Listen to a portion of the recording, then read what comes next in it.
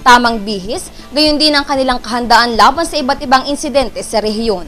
Maliban sa mga kapulisan ng PRO Mimaropa at MORPPO, sumailalim ngayong araw ang may humigit sa 60 kapulisan ng Calapan City PNP sa taunang inspeksyon na pinangunahan ni Police Superintendent Miguel Pascual bilang siyang Agi Orsay Team Leader sa probinsya. Isang makatotohanang fire drill ang isinagawa kung saan ipinakita ng mga kapulisan ng lungsod ang kanilang mabilis na pag-aksyon sa mga ganitong sakuna. Agad din namang rumisponde ang Bureau of Fire Protection at Public Safety Department sa pinangyarihan. Sa kabuuan, ayon na rin kay Police Superintendent Pascual, ikinatutuwa niya ang maganda at matagumpay na resulta ng nabanggit na aktibidad kung saan ipinakita ng mga kapulisan ng kanilang kahandaan sa naganap na sitwasyon. Kailangan maging dedicated sila sa kanilang trabaho. Hindi naman po ako maging matapat sila. Wag silang yung iba nila na wag lang nila na dahil lang sa sweldo, gagawin nila. Kailangan maging dedicated sila sa kanilang gagawin. Magbabalik po ang TVNet Newsline. Have you been looking for the perfect piece of furniture for your home? Come, visit us at Homemark, the biggest furniture store in the South. From varieties of beds, sofas, dining tables, cabinets, occasional cabinets, and many, many more. At Homemark, we know the value of furniture, that's why we give the best quality at the lowest price. So why wait? Come and visit us at JB Rizal Street, Barangay Camille Mill. Homemark is truly the mark of your modern home. Magkabahay sa Pamahay, Barsanaga Nauhan, a housing community for Pag-ibig Fund members and private employees. Offers townhouse and duplex units, lot area 62 square meters, floor area 36 square meters. At 375,000 price package, only 2,100 monthly through Pag-ibig. Wide landscaped entrance, guardhouse, perimeter fence, parks and playground, big water tank, cemented roads, electric supply with concrete posts, with nearby commercial area. Model units available at the site for viewing. Pamahay project owner, Westchester Realty Corporation. Marketing Manager, RGV Real Estate Center Incorporated. Call 288-2173 or log on to www.rgvcenter.com. Magkabahay sa Pamahay, Barsanaga Nauhan.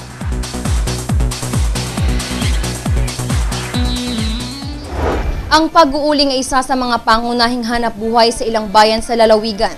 Ngunit kung dito sa lungsod ng Calapan at mga karatig munisipalidad tulad ng Baco, San Teodoro at Puerto Galera ay ipinagbabawal ang nasabing gawain. Pinapayagan naman ito sa ibang bayan basta umano na susunod ang mga panuntunan na ipinatutupad ng Community Environment and Natural Resources Office na nakakasakop sa mga ito.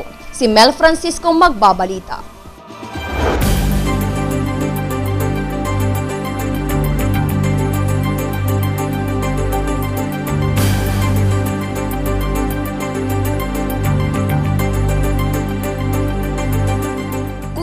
Bayan na nasasakop ni Community Environment and Natural Resources Officer Elpidio Atienza ay mahigpit na ipinagbabawal ang pag-uuling. Taliwas naman ito sa ibang munisipalidad na nasasakop ng sentro na nakabase sa Pasig, Socorro. Sa pagbisita ng Newsline team sa ilang bayan dito kung saan makikita ang mga nagbebenta ng uling at ang mga gumagawa nito, hindi may kakaila na isa sa mga pangunahing pinagkukunan ng kabuhayan ng marami dito ay ang pag-uuling. Bagamat may kahirapan ang naturang hanap buhay, ilan sa aming nakapanayam ang nagsabi na ang pag-uuling ang isa lamang sa alam nilang maaaring pagkakitaan, lalo pa at may kahirapan ang kanilang buhay. Iba't ibang proseso ang pinagdadaanan bago makagawa ng uling, mula sa paghukay ng lupa, pagpapatas ng mga kahoy, paglalagay ng gatong at iba pa. Naghuhukay muna, tapos pagkahukay na yun, kakamada na ang kahoy. Pagka natapos na ng kamada ng kahoy, damo naman, tatakluban ng damo sa ibabaw, yung ibabaw ng kamada ng kahoy, tapos lupa na, yung pwede na ng sindihan. Maging sa kagubatan ay makikita ang naturang gawain dahil sa mga usok na nagbumula dito. Tinunto ng Newsline team ang nooy kasalukuyan pa lamang na nilulutong mga kahoy para gawing uling at bagamat hindi kalakihan, ilang sako rin ang makukuha mula dito. Bakas rin sa naturang lugar ang mga nauna ng hinukay na lupa para sa pag-uuling at dahilan sa unti-unti itong natatabag bunsod ng labis na init matapos na magamit ng ilang beses. Kinakailangan maghukay uli ng panibago dahilan upang maging pulo-pulo ang mga ito. Samantala, nagsadya naman kami sa tanggapan ni Senro Ernesto Yere upang hingi ng panig nito hinggil sa pagbibigay ng permiso para sa pag-uuling ngunit wala ito sa kanyang tanggapan. Ganun pa man, ayon sa isa sa mga tauhan dito na tumangging humarap sa kamera, pinapayagan nila ang pag-uuling sa mga bayan na nasasakop nila basta may maipapakitang titulo ng pag-aari sa lupang pagkukunan ng mga punong uulingin at maging ang lugar na pag-uulingan.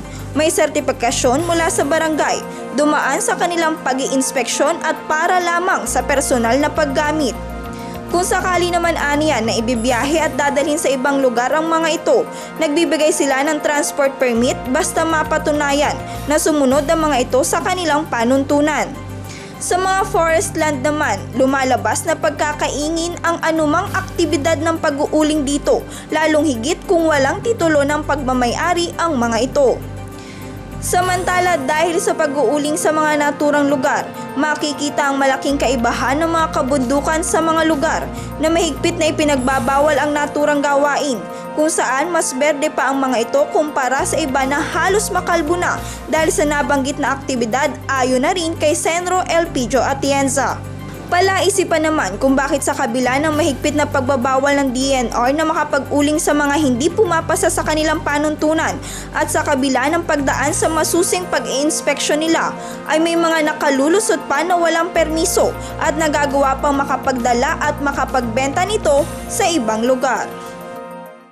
At yan po ang kabuuan ng mga balitang nakala para sa araw na ito. Para po sa inyong comments o suggestions, mga balita at impormasyon na nais ninyong iparating sa aming programa, tumawag po lamang sa TVNet hotline sa numero bilang 043-288-4240. Ito po ang TVNet Newsline, katotohanan at serbisyo hatid sa mga Mindoreño. Ako po si Sandra Magkamit na nag-iiwan sa inyo isang mapayapa at magandang gabi.